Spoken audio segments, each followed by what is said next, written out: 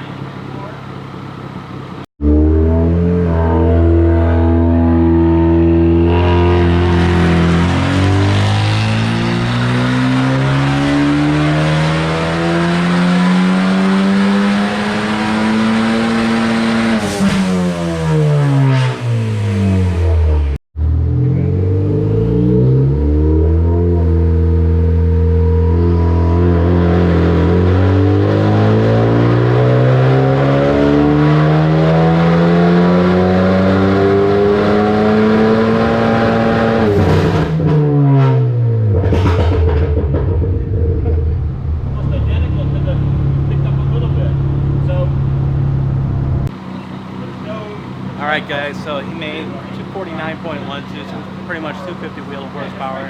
We'll assume that it rates 10% lower. I guess it's actually rating a little higher than what I thought. From what I read online, it was about 20% lower, but it's actually about 10% lower than a dyno jet. So about 275 foot wheel with an off-the-shelf tune from Stratified on 91. Not even 93, but 91. Pretty impressive. Yeah, boy.